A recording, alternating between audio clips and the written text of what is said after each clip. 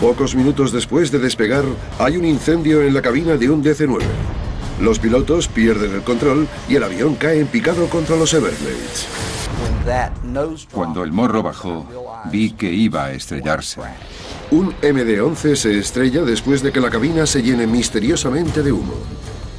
El avión se quemaba. A las 2 horas de vuelo, un DC-9 se llena de humo y todos los sistemas eléctricos fallan. Creíamos que habrían salido todos porque no se oían gritos. Momentos después del despegue, el avión más emblemático del mundo arde. Era una bomba de relojería. Iban a morir. La gente mira horrorizada cómo se estrella contra un hotel. Hay muchas maneras de que se originen incendios en los aviones, pero no tantas de apagarlos. Los incendios son de lo más catastrófico que puede pasarle a la tripulación.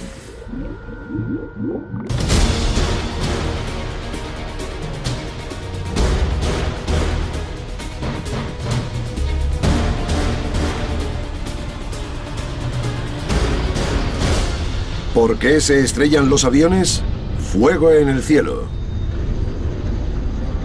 La AFA ha descubierto que hasta 3 vuelos al día se desvían por culpa del humo o los incendios a bordo. Aunque sea frecuente, puede ser una de las situaciones más peligrosas a las que se enfrenta la tripulación. La AFA ha hecho muchas pruebas sobre incendios y dicen que quizás solo tengas 20 minutos para controlar el incendio o podrías perder el control del avión. Los aviones han recibido mucha protección contra el fuego a lo largo de los años. Se pone a prueba la inflamabilidad de los materiales y se instalan detectores de humo, pero estas precauciones son fruto de duras lecciones. Los incendios suelen originarse en zonas de los aviones que la tripulación no ve. Nuestras reconstrucciones animadas les enseñarán dónde pueden empezar estos infiernos ocultos para que sean testigos de cómo sucede el desastre. Y puede suceder muy rápido, como en el caso del MD-11 que se estrelló en el Océano Atlántico minutos después de que el humo llegase a la cabina.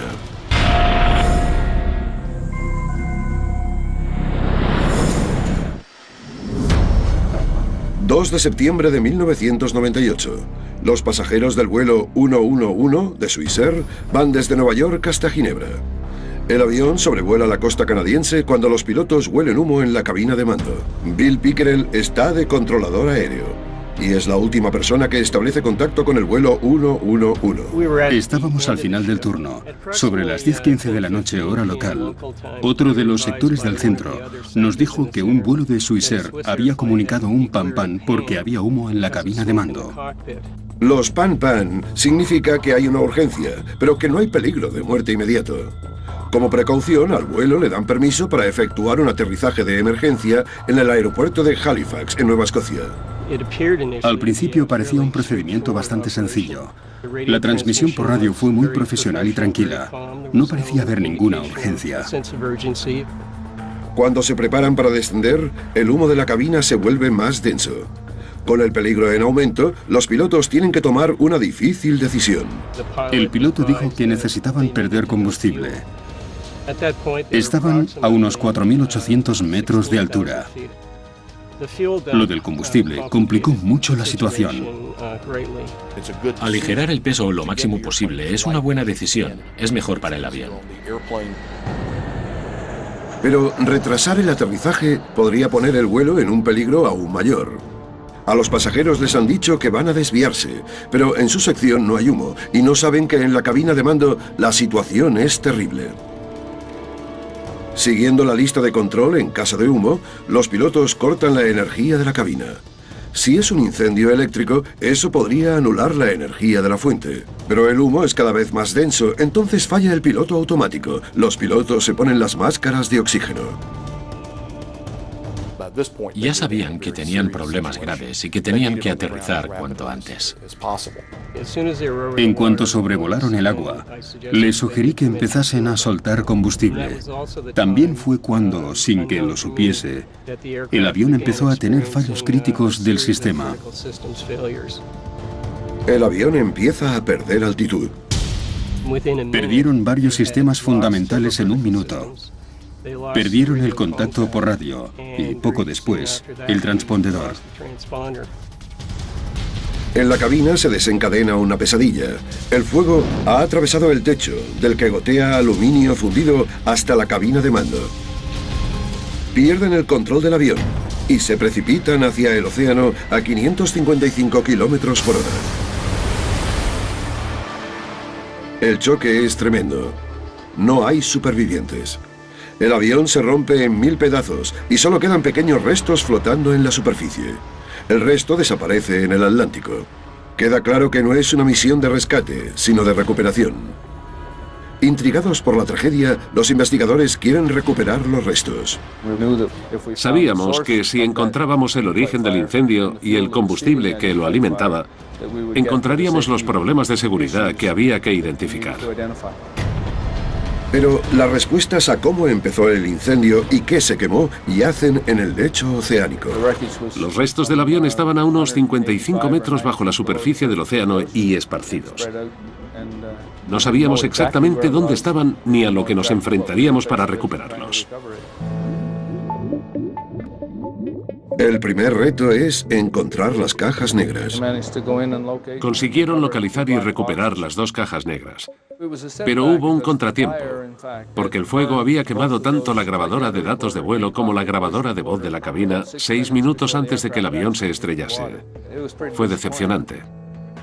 Sin información nueva sobre los últimos 6 minutos, los investigadores dependen de los restos para hallar respuestas. Reconstruir el avión para averiguar qué pasó no es el procedimiento estándar.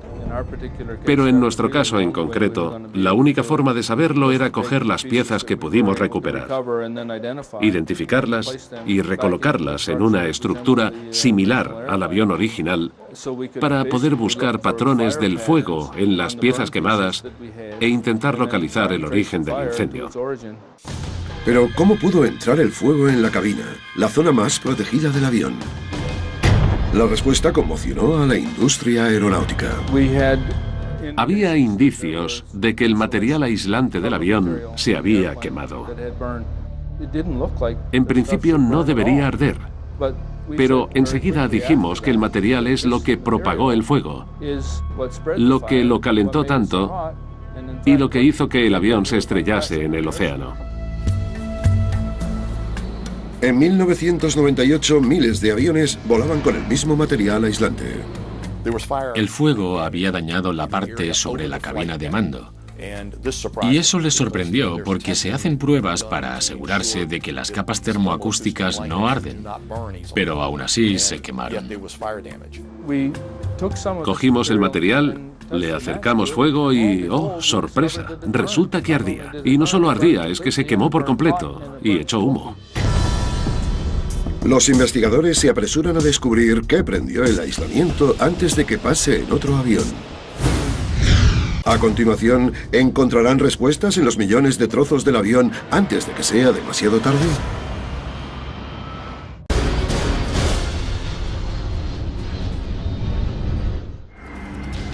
El vuelo 111 de Swissair va de Nueva York a Ginebra cuando cae en el Océano Atlántico, cerca de Nueva Escocia, pocos minutos después de que avisen de que hay humo en la cabina. Cuando los expertos investigan qué pasó, descubren que un material de aislamiento que suele usarse supone un riesgo de incendio. Se pone otro material aislante en miles de aviones y se replantean las pruebas de inflamabilidad. Pero siguen sin saber cómo empezó el incendio y si hay otros aviones en peligro. Cuando empezamos a buscar posibles orígenes del incendio, lo primero en lo que pensamos fue el cableado. Los investigadores analizan más de 240 kilómetros de cableado para buscar indicios de un fallo eléctrico llamado arco voltaico. El arco voltaico es lo que ocurre cuando la electricidad salta del cable a un trozo de metal. Puede ser otro cable, parte del avión u otra cosa. Cuando pasa puede generar muchísimo calor. Encontrar un caso de arco voltaico es difícil y determinar si uno precedió a otro es casi imposible, pero tras 6 meses redactando los informes finales, sucede lo imposible. Conseguimos encontrar un grupo de cables que formaron parte del problema principal. Los investigadores identifican puntos microscópicos en 2 cables y concluyen que fueron los primeros en fallar. Pero sigue sin estar claro por qué fallaron y cómo provocaron el accidente. El MD-11 fue uno de los primeros aviones en tener entretenimiento personal a bordo. Y en la zona de primera clase, el sistema consumía mucha energía. Este tipo de avión tiene fuentes de energía individuales, tanto para la zona de pasajeros como para la cabina de mando.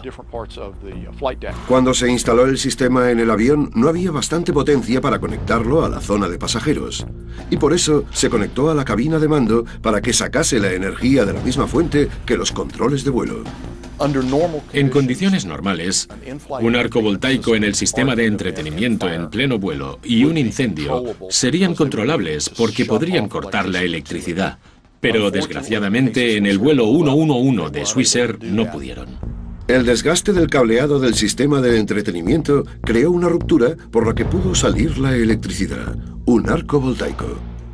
El arco tuvo lugar justo al lado de los cables que alimentaban el equipamiento más importante de la cabina de mandos y originó un incendio que se propagó por dentro del techo de la cabina hasta que lo agujereó. La situación en los últimos minutos del vuelo fue catastrófica. El avión estaba lleno de humo y hay pruebas de que caía aluminio fundido por culpa del incendio del techo. Los sistemas eléctricos fallan los sistemas neumáticos. Uno a uno, todos los sistemas que necesitaban para que el avión siguiese volando fallan. Y al final pierden el control del avión, que cae hacia el océano, acelera y choca a una velocidad altísima. Tras el accidente del vuelo 111 de Swissair, la industria se ve obligada a reevaluar los procedimientos para casos de incendios a bordo. Las pruebas de inflamabilidad se vuelven más rigurosas. Las mantas de aislamiento pasan a fabricarse con materiales más resistentes al fuego y la certificación y mantenimiento del cableado se vuelven más estricto. El vuelo supuso un punto de inflexión para cómo se enfrentaban los pilotos al fuego y el humo en los aviones. Tras el accidente, los pilotos se dieron cuenta de lo rápido que podía fallar todo.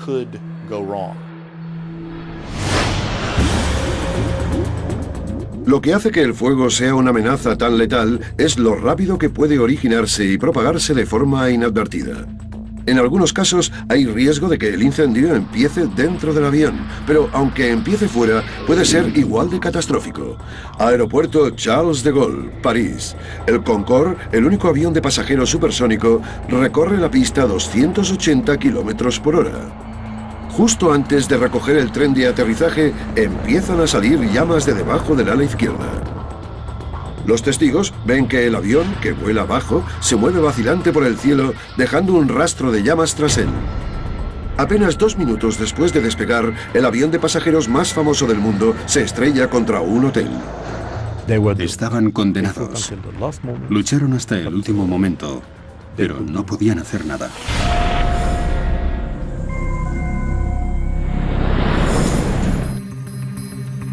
...25 de julio del 2000...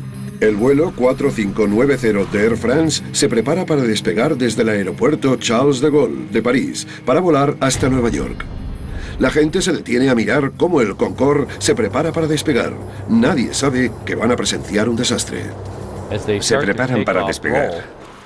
El avión recorre la pista.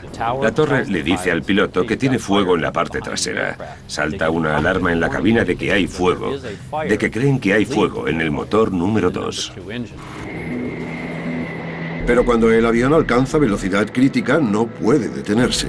La única esperanza de los pilotos es despegar para poder ocuparse del problema. Lo normal es que cuando un piloto tiene un problema y está centrado en el vuelo, como esta tripulación, quiera ascender a una altitud segura antes de tomar medidas correctivas. Pero la capacidad de vuelo del Concorde se ve afectada por el fuego. Había empezado a perder el control de la dirección cuando consiguió que el avión volase. Iba con pesadez a baja altura y lento. Es un momento crítico para el piloto. Al minuto del despegue, falla el motor número 2. Los pilotos siguen el procedimiento en caso de incendio en el motor. Empiezan a tener avisos en la cabina. La torre les ha dicho que tienen fuego y un piloto dice: tengo un incendio en el motor número 2. Pero la situación no es la que creen los pilotos. Desesperados por conseguir la velocidad para seguir en el aire, intentan recoger el tren de aterrizaje. El tren principal no subía porque el fuego había dañado el de la izquierda. No podían mantener el vuelo. Y entonces se dieron cuenta de que necesitaban aterrizar en el aeropuerto más cercano, el de Le Bourget. No era buena elección, pero no les quedaba otra. Hay fuego, y no solo en el motor. Se ha extendido por casi toda la parte inferior del ala izquierda. El avión intentaba sobrevivir. Segundos después, falla el motor número 1. Las posibilidades de que el Concorde llegue al aeropuerto caen en picado. Hay 2 motores intentando hacer el trabajo de 4. Hay un avión dando tumbos en el aire porque no tiene suficiente velocidad y de golpe hay un problema de control y un avión en llamas. El avión se volvió ingobernable. La tripulación intentó recuperar el control, reduciendo la potencia de los 2 motores activos, pero no sirvió de nada. Los testigos observan horrorizados cómo el avión da un bandazo hacia la izquierda y se estrella contra un hotel. Había tanto fuego que no veía nada, ni el avión, ni los restos, ni el hotel. Mueren 113 personas, incluyendo 4 que estaban en tierra. La tragedia conmociona al mundo de la aviación. A continuación, ¿cómo es posible que el mejor avión de la flota, que no tiene ni un accidente fatídico en su historial, se incendie durante el despegue? Era una bomba de relojería. Iban a morir.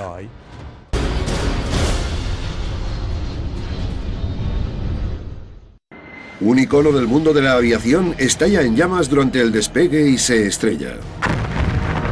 Nos dicen de Associated Press que un Concorde de Air France se ha estrellado contra un hotel cerca de París poco después de despegar. Fue un infierno, todo un caos.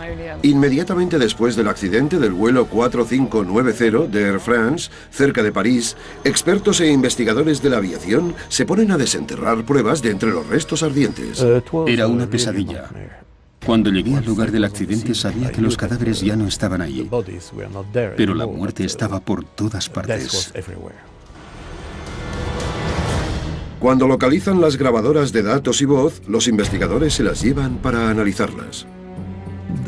Ninguna estaba en muy buenas condiciones, sobre todo la de datos.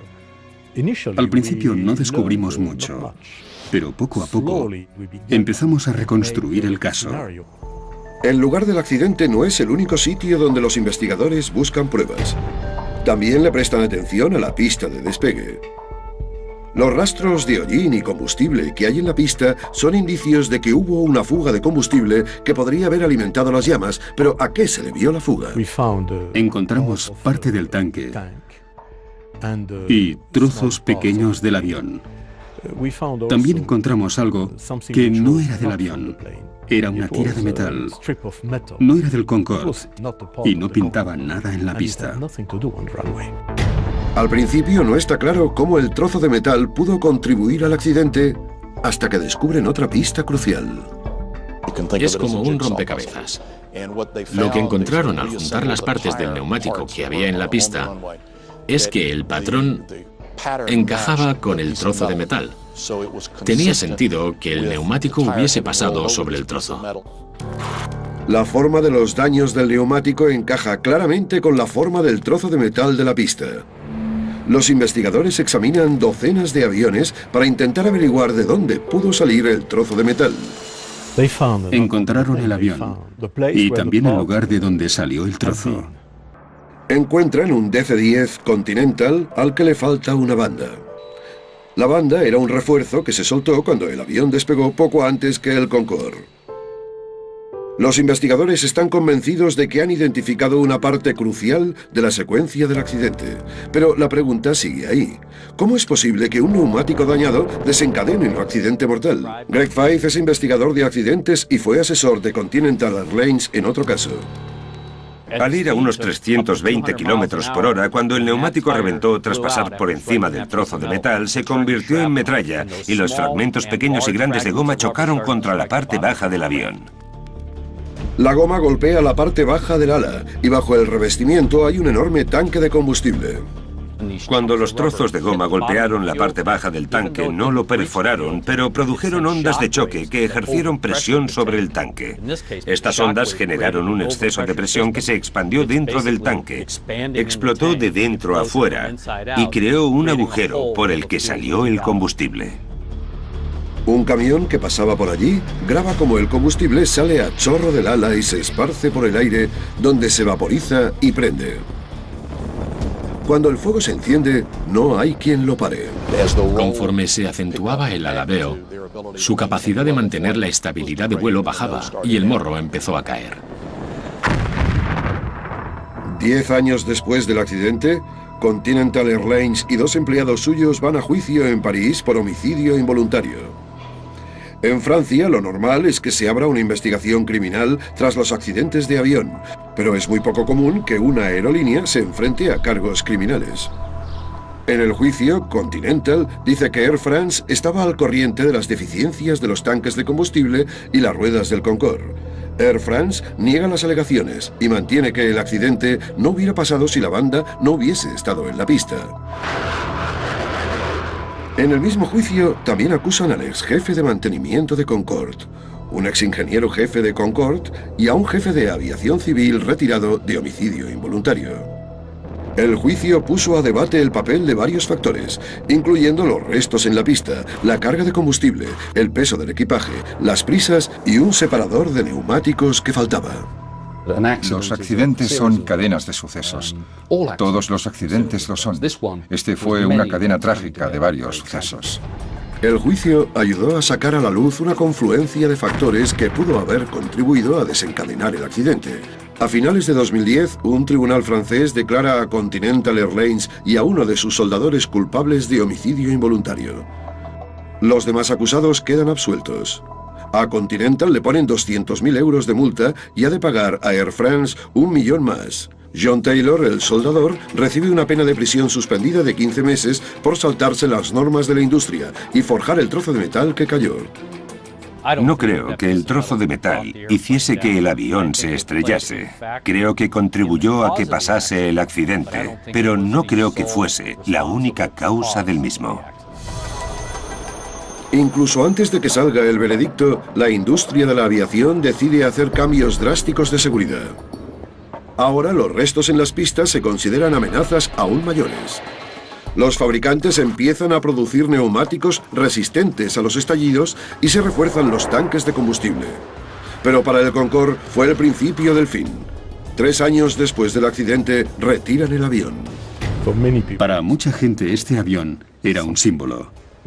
Y cuando se acabó la era del Concorde, sintieron que perdieron algo. A continuación, estalla un incendio en la cabina de un DC-9 momentos después del despegue y cae en picado hacia los Everglades de Florida.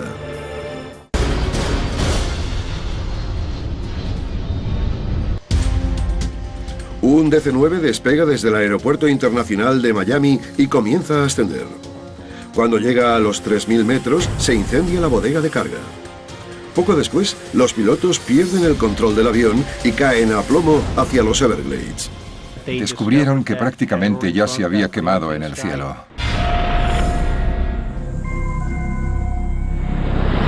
...11 de mayo de 1996. El vuelo 592 de ValueJet acaba de despegar desde Miami y va a Atlanta, Georgia.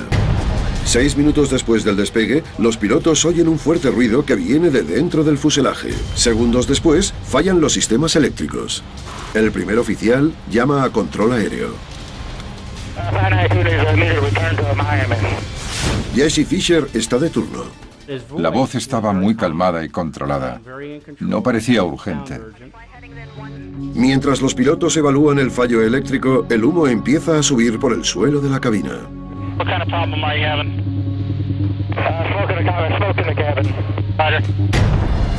El humo llega a la cabina de mando. Por fin el avión se estabiliza. Empieza a virar y el piloto se pone más intenso cuando habla. Sin sistemas eléctricos, los pilotos luchan por mantener el control. Conforme intentan volver a Miami, el fuego empieza a salir por el suelo de la cabina. Está más agobiado. Tengo el corazón a 1000. Le dije que fuese directo al aeropuerto.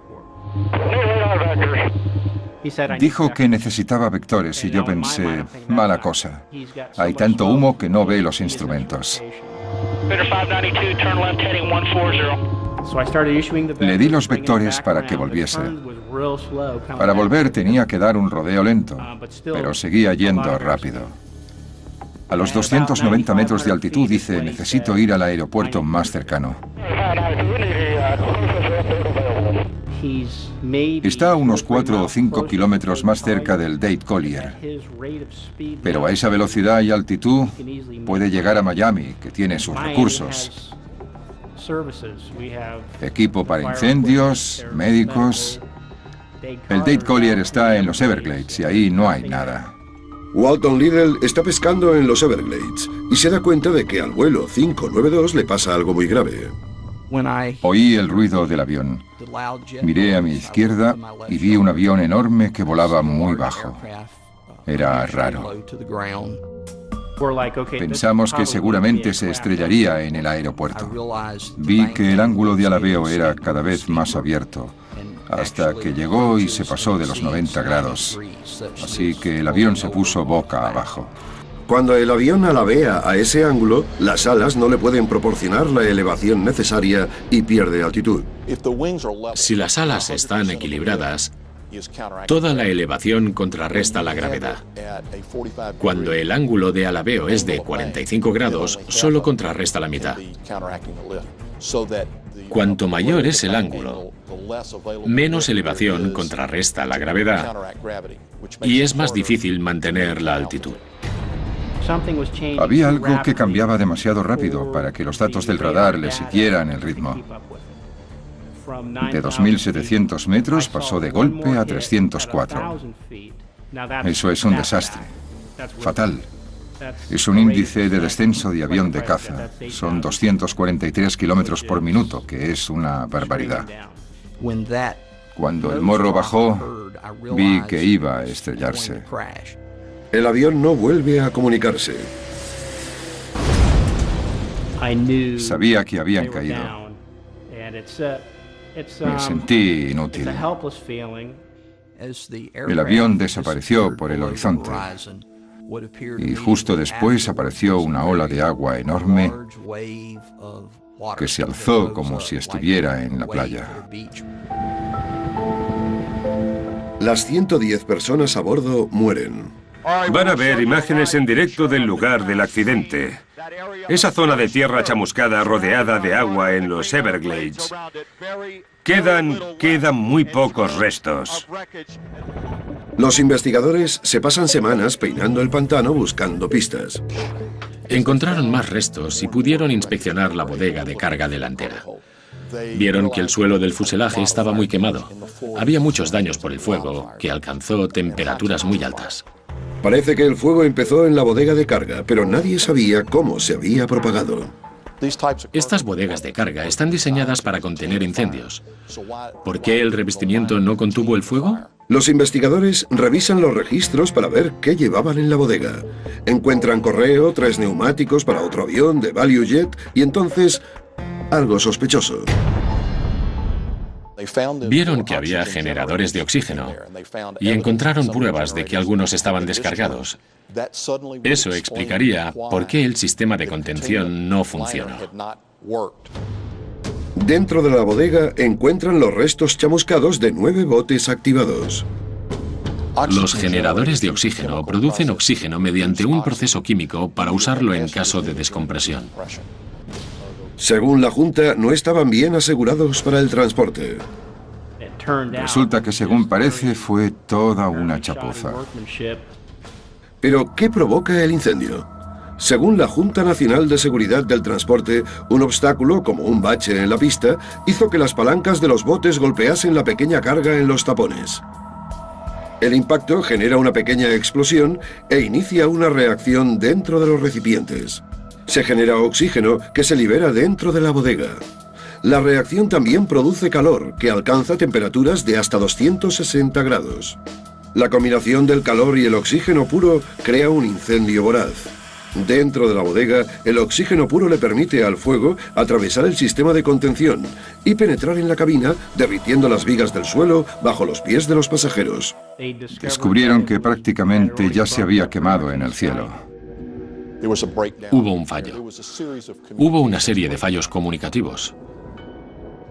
Se realizaron muchos cambios de seguridad a raíz de esto. Ahora está prohibidísimo transportar generadores de oxígeno por vía aérea y los compartimentos de carga de clase D pueden detectar incendios. Se presentan cargos federales contra el encargado de mantenimiento de ValueJet. Cybertech se acoge al derecho a no contestar sobre la acusación de manejar materiales peligrosos de manera inapropiada. También se enfrenta a 24 cargos federales, pero solo lo condenan por uno: no entrenar a los empleados en el manejo de materiales peligrosos. Antes de cerrar los casos, Cybertech quiebra. La AFA le prohíbe volar temporalmente a ValueJet, pero se fusiona con AirTran Airways y luego la compra Southwest. Cuando volamos, hay mucha gente que afecta a la seguridad del avión y a la tuya. A continuación, un pasajero huele humo que sale del lavabo. En cuestión de minutos, el piloto tiene que luchar para controlar el avión mientras aterriza.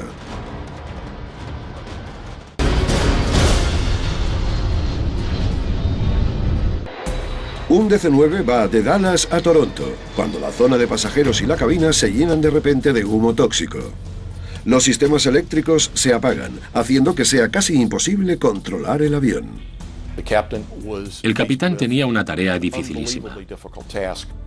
Sin apenas ver, por culpa de lo denso que es el humo, el piloto intenta aterrizar, pero los pasajeros ya están sucumbiendo a la inhalación de humo.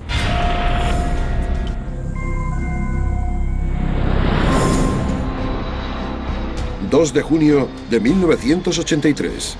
El vuelo 797 de Air Canada despega y asciende a altitud de crucero con normalidad.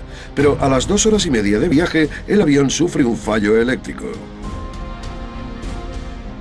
Miré los disyuntores y nos dejan hacer un reinicio. Así que les di, pero no se movieron. No lo consideré un reinicio. Ese día el capitán Don Cameron estaba al mando. Como en los viejos tiempos. Por primera vez en décadas vuelve a la cabina de mando en el Museo de la Aviación y el Espacio de Canadá, en Ottawa. Los disyuntores están conectados al servicio del fondo del avión. Cuando se activan, cortan la electricidad que va al motor del servicio. La tripulación respondió de forma adecuada. Había un problema allí y dejaron los disyuntores activados para que el componente se quedase sin electricidad y eliminar así cualquier problema futuro posible.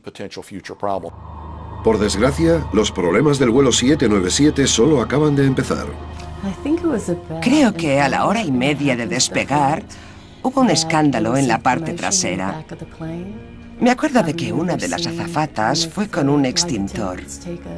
Empezaron a correr rumores por el avión de que se había incendiado una papelera porque alguien había apagado una colilla allí. El capitán envía al primer oficial, Claude Ouimet, para que evalúe la situación. Miré atrás y no se veía la parte trasera del avión por el humo azulado que había. Claude volvió y dijo, no me gusta lo que pasa. Mejor aterrizamos. Los pilotos se ponen las máscaras de oxígeno y se preparan para un aterrizaje de emergencia en el aeropuerto más cercano, el de Cincinnati. La tripulación mueve a los pasajeros a las zonas delanteras para alejarlos del humo, pero no pueden hacer más. Darles las máscaras de oxígeno a los pasajeros en una situación así sería inútil. Están diseñadas para coger aire del ambiente y añadirle oxígeno. Así que, aunque se las hubiesen dado, al respirar entraría aire del ambiente. Una azafata vacía un extintor para intentar controlar el fuego, pero no consigue encontrar la fuente del incendio. Al abrir la puerta del servicio vieron humo, pero no el origen. No estaba al descubierto. Estaba detrás de las paredes, en una zona inaccesible. Que haya fuego detrás de las paredes es lo peor que puede pasar. Es casi imposible de apagar o contener. Se avecina el desastre. El humo se estaba disipando y me quedé sin electricidad. Ahí fue cuando la tripulación se dio cuenta de que sus vidas corrían peligro. Tenían que aterrizar lo antes posible.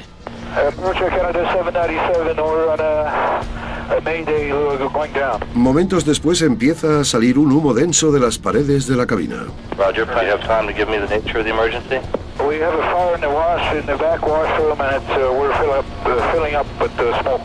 Inundó la cabina enseguida, en unos 10 o 15 minutos. Fue horrible. Era tan espeso que no te veías ni las manos. Tenía una sensación ardiente en los pulmones y en la garganta al respirar. Propuse bajar las cabezas.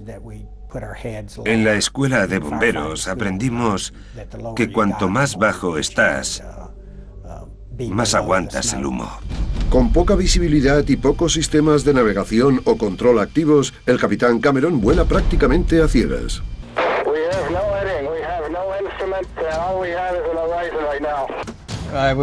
Estaba así de cerca, con el ojo a unos 8 o 10 centímetros de la ventana de la izquierda. Sabes que pasa algo grave cuando hay tantas luces que parece un árbol de Navidad. No pensé en qué se quemaba ni qué iba a pasar, pero sabía que había pasado algo grave. The trucks are standing by for you, Canada. Can you give me a number of people and amount of fuel? We don't have time. It's getting worse, sir. Se notó cuando empezamos a descender porque era una bajada muy exagerada. No estaba segura de si íbamos a aterrizar sanos y salvos. Fue cuando más miedo tuve. El capitán depende por completo del control aéreo para que le guíe hasta el aeropuerto. Roger, you're 14 miles southeast of the airport. Continue your left turn. All right, sir. President Hayden is taking you to the field. Me dijo que virase hasta que me dijese de parar. El capitán no veía bien la velocidad y tampoco cuáles eran los pocos instrumentos que le quedaban. Era una situación muy difícil para pilotar. Cuando llegamos, el avión quiso ir más rápido. Cabeceaba y tuve que pararlo estirando. Canada 797, you are clear to land on runway 27 left. For clear to land, we don't see the runway. Tras un descenso muy complicado, el capitán consigue ver por fin el aeropuerto. Here we have the airport. A los 6,5 kilómetros vi el aeropuerto delante. Casi tenía la pista alineada perfectamente. El aterrizaje es duro. Cuando el avión toma tierra con fuerza, las 4 ruedas estallan por la presión. Aunque fue un aterrizaje muy duro, no fue escabroso. La frenada fue firme. Los pasajeros y la tripulación no están fuera de peligro. A continuación, mientras los pasajeros intentan huir del humo, el avión estalla en llamas. Parecía un infierno.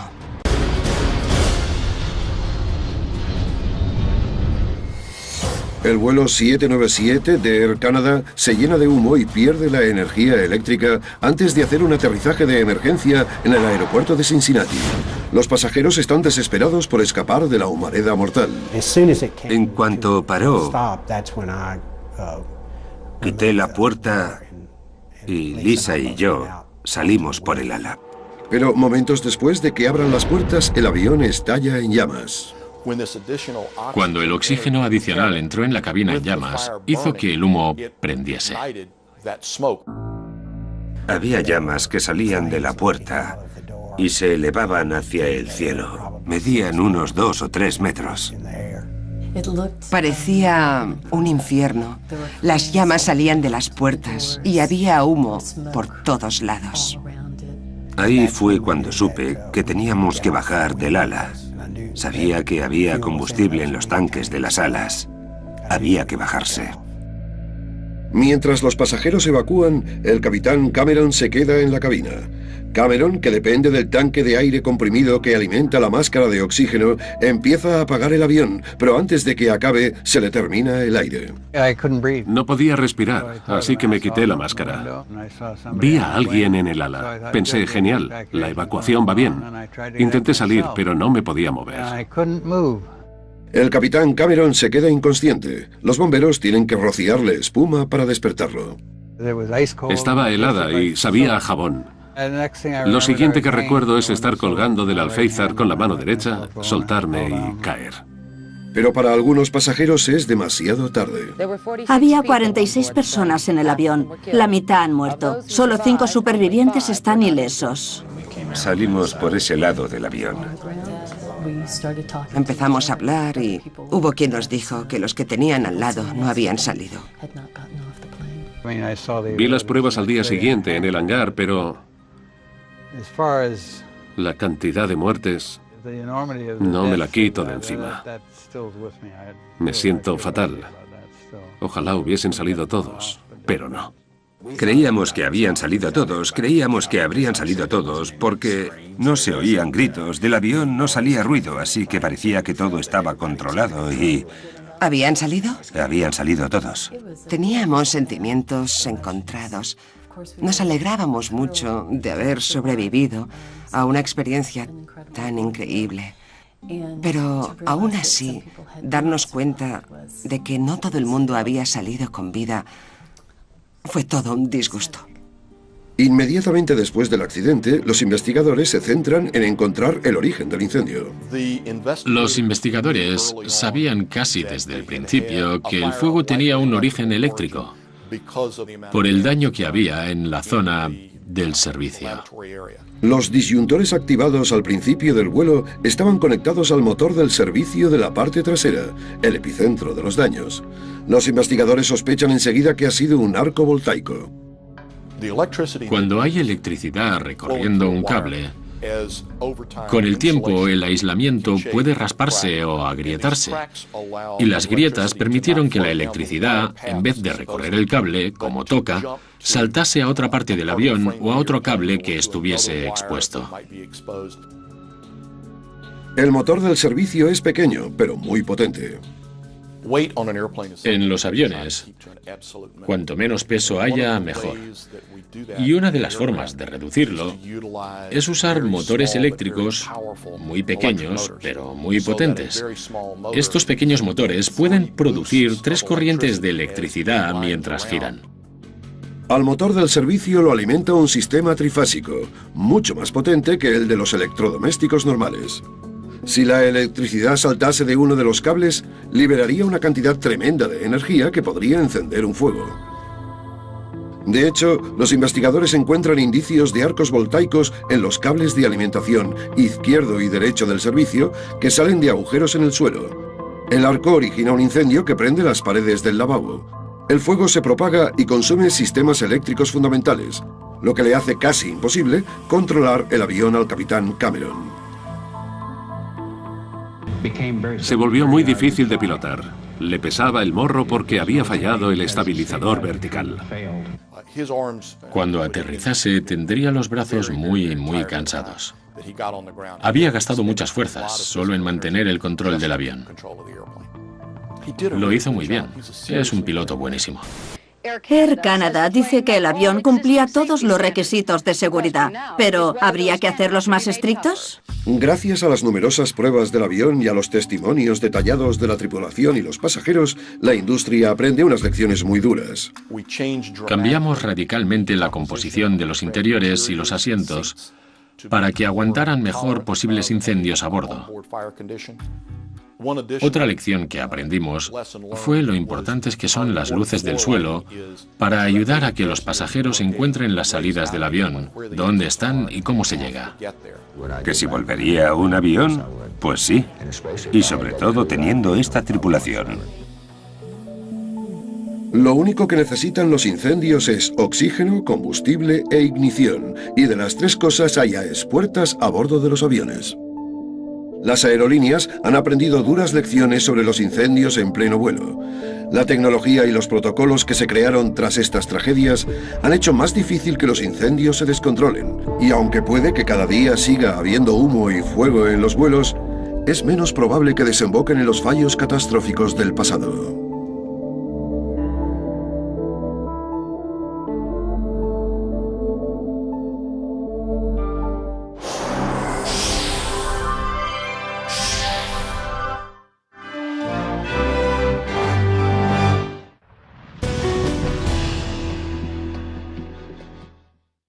Graves. y que tenían que aterrizar cuanto antes.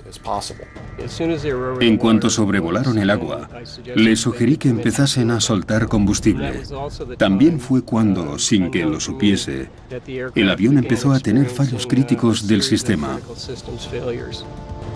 El avión empieza a perder altitud.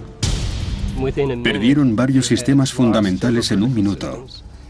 Perdieron el contacto por radio y, poco después, el transpondedor. En la cabina se desencadena una pesadilla. El fuego ha atravesado el techo, del que gotea aluminio fundido hasta la cabina de mando.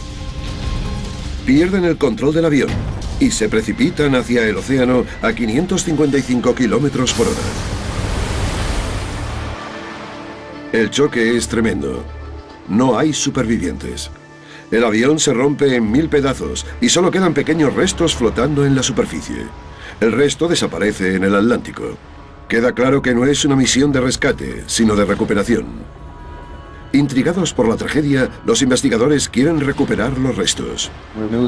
Sabíamos que si encontrábamos el origen del incendio y el combustible que lo alimentaba, encontraríamos los problemas de seguridad que había que identificar. Pero las respuestas a cómo empezó el incendio y qué se quemó yacen en el lecho oceánico. Los restos del avión estaban a unos 5... Aunque sea frecuente, puede ser una de las situaciones más peligrosas a las que se enfrenta la tripulación. La AFA ha hecho muchas pruebas sobre incendios y dicen que quizás solo tengas 20 minutos para controlar el incendio o podrías perder el control del avión. Los aviones han recibido mucha protección contra el fuego a lo largo de los años. Se pone a prueba la inflamabilidad de los materiales y se instalan detectores de humo, pero estas precauciones son fruto de duras lecciones. Los incendios suelen originarse en zonas de los aviones que la tripulación no ve. Nuestras reconstrucciones animadas les enseñarán dónde pueden empezar estos infiernos ocultos para que sean testigos de cómo sucede el desastre. Y puede suceder muy rápido, como en el caso del MD-11 que se estrelló en el Océano Atlántico minutos después de que el humo llegase a la cabina.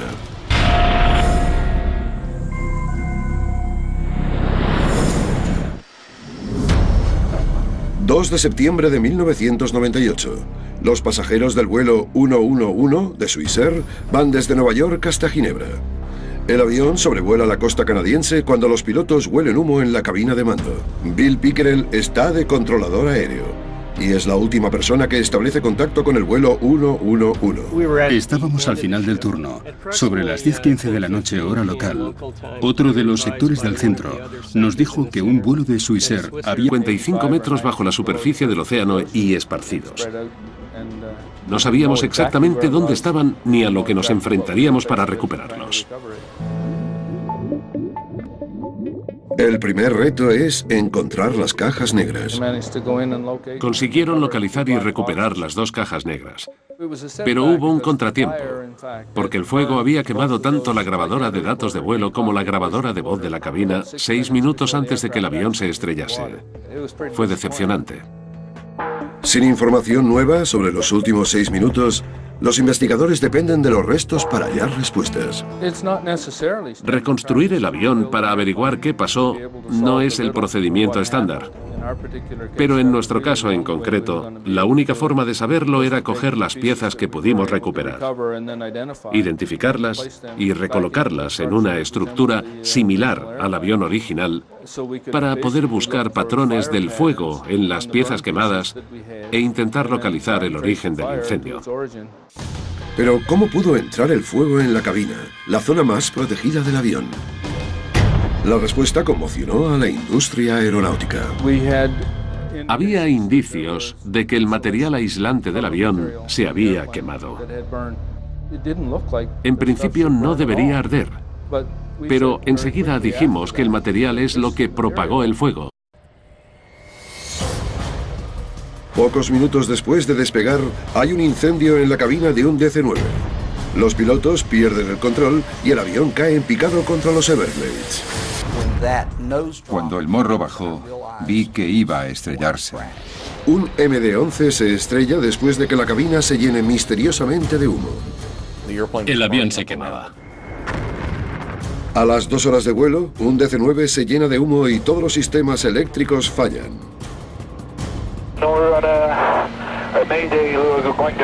Creíamos que habrían salido todos porque no se oían gritos. Momentos después del despegue, el avión más emblemático del mundo arde. Era una bomba de relojería. Iban a morir. La gente mira horrorizada cómo se estrella contra un hotel. Hay muchas maneras de que se originen incendios en los aviones, pero no tantas de apagarlos. Los incendios son de lo más catastrófico que puede pasarle a la tripulación.